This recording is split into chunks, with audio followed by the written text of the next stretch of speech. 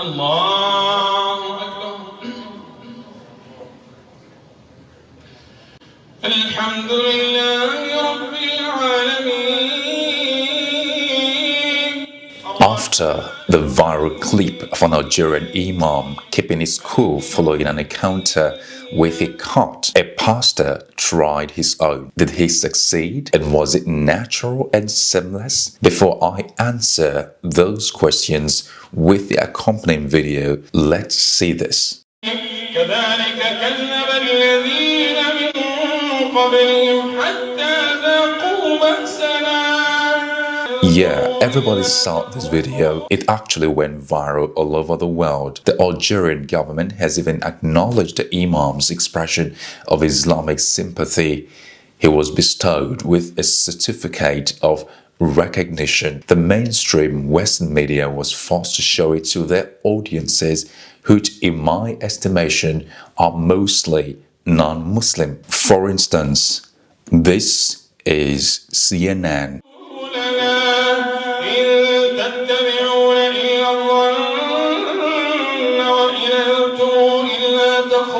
This is BBC.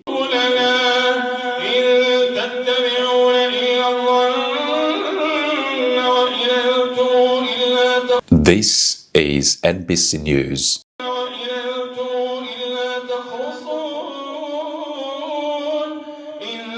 This is Global News.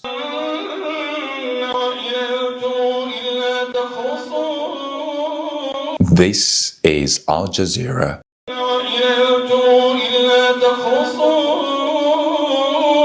What is peculiar about all mainstream media outlets is their collective culpability in sharing false images of Islam to the world. For the first time, people saw the true color of Islam as a pretty humble, peaceful, and sympathetic religion. I am not saying this because I'm a Muslim, but because different religious leaders have been spotted with cards over the years. Now, for example, these are pictures of the Pope and other religious leaders with cards. Is there a difference? Yes. This video is more organic and natural. Ultimately, people didn't expect this sort of video. This is not the first time an imam has done this. Have people forgotten, for crying out loud, that Mufti Meg had a viral video when he was tending his card?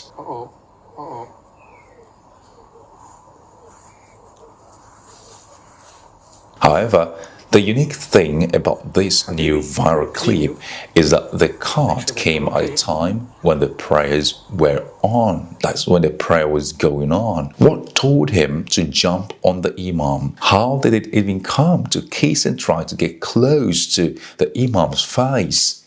What was behind all this? I can only prefer spiritual answers to these questions. This is because it happened during prayers. If you watch closely, you will realize that the Imam was actually reciting the bit of words of the Quran. The Quran is a book that contains the admonition of Allah, the one and only God with no partners. These words are living and are powerful. They came from God and would naturally attract any creature to listen. It refreshes the soul and mesmerizes the intellect. These are the words of Allah. Assalamu alaikum, brothers and sisters. Welcome to a very short episode today. Please like and share to enable others to see this first-hand analysis about the viral video of the Algerian imam. Subscribe to help us grow better. I had previously talked about the spiritual trigger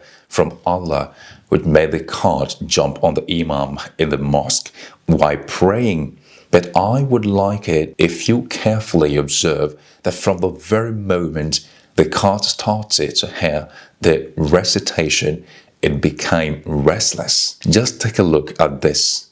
It was moving about looking for ways to jump and maybe understand where the beautiful soul-catching sound was apparently coming from. However, the same simple observation cannot be made of this pastor who attempted to go viral. It's obvious that the bed may have been brought to the table.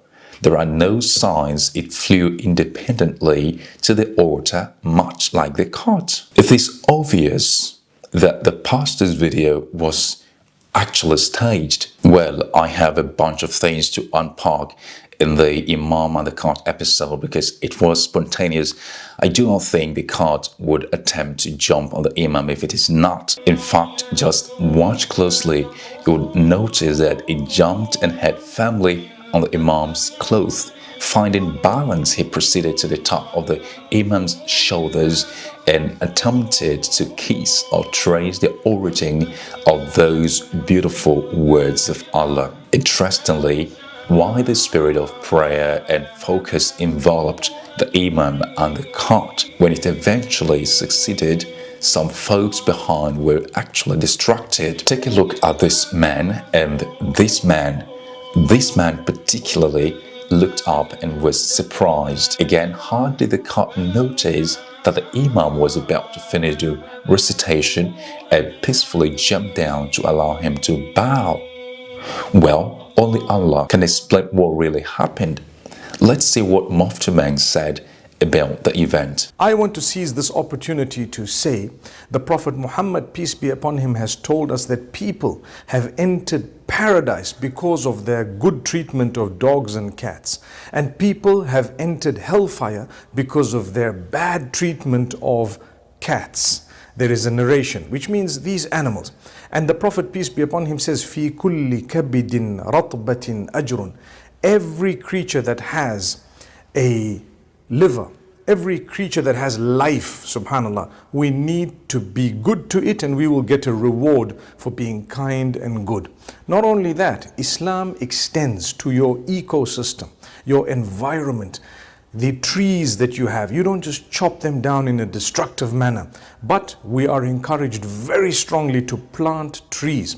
The Prophet Muhammad, peace be upon him, says whoever plants a tree will continue to get a reward for as long as that tree is standing, even beyond that person's death, for as long as it is providing some form of benefit in terms of shade, in terms of fruit, or whatever else it may be for the people or the birds and the animals and so on. So this is Islam. Ladies and gentlemen, let's leave it right there.